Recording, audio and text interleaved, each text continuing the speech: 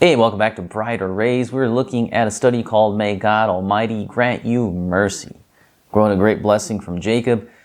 And today we're looking at 43, 15 through 25. So we're looking at Genesis 43, 15 through 25.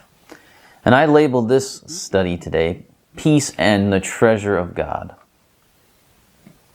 Now, the sons take their present and make their way into Egypt. And when they get there, Joseph sees them and commands the steward of his house to take his brothers into his own house and prepare a feast for them at noon.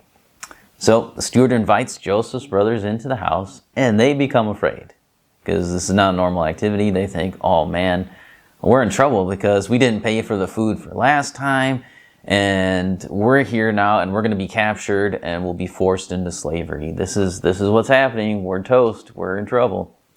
So they begin to freak out, and they begin to talk with the steward and explain that they found their money. You know, it was in their bags from last time. They brought the money back, along with more money to buy more food.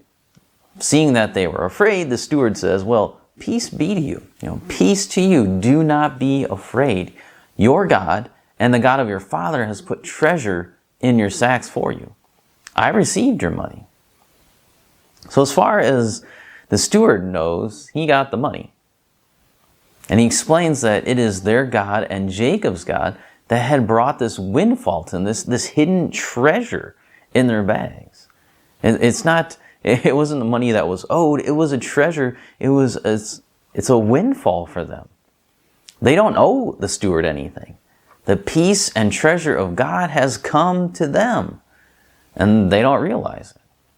So to put their minds at greater ease, he does another thing. He goes and gets Simeon and has Simeon brought out to them. And all their donkeys are given food. So he's like, hey, calm down, guys. It's all right. Really what's happening, peace to you. Peace because of who your God is. And so he says, you guys got peace, plus you got treasure from God. God gave you that money. I received your money.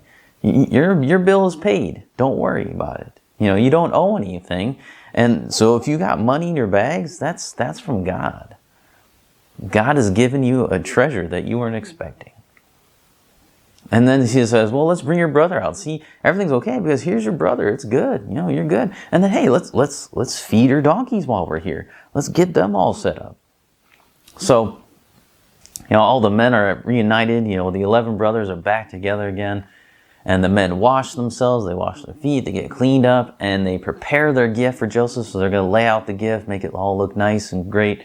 And then they're ready for Joseph to come at noon to greet him. Now, there are a couple of things to notice here. First, who is this steward, right? Where does this guy come from? Surprisingly, he attributes the hidden treasure that they find in their bags to their God and the God of their father Jacob. He doesn't say, well, it's the gods of Egypt. It's by the life of Pharaoh. He doesn't say that. He says that your God and your father's God has given this money to you. He does not say the gods, but it's Yahweh God. It's your God. It's very specific about which God has blessed them, right? He's not just the gods. He's saying your God. God had clearly used the face of Joseph to impact this man. He's not just saying, well, hey, it worked out for you. What a coincidence. Or, hey, it's a great thing. It's cool. He says, no, it's God. Your God has done this for you. We should never underestimate what God can do through his obedient children. Surely this steward has picked up on Joseph's faith. Now, if we are faithful to him, faithful to God, he will use us in ways we never thought possible. I mean, this steward has been impacted by Joseph's faith. He's not speaking like a typical Egyptian would, right? There's something going on here with the steward. If he's willing to attribute what has happened to the God of Jacob and the God of the brothers. Something's going on here, and it's got to be Joseph's faith is impacting this man. Next, the brothers were given peace and treasure by God. Just as Jacob had said as they were getting ready to leave, the mercy of El Shaddai was upon them.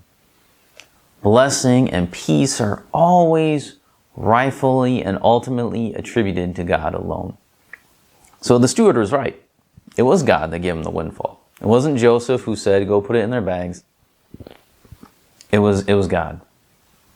Ultimately, it was God. Same thing. If they were successful in this mission to go and get Simeon, which they have Simeon with them now, all this is happening because of God, not because of what they were doing. Ultimately, everything ought to be attributed to God and God alone. Any blessings and peace, any mercy has to come from God and God alone. That's it. So, they were right. They were good. Things are going well so far. Things are looking good for the brothers. And could it get better? I think it does. So we'll come back next time. We'll take a look at verses 26 through 34.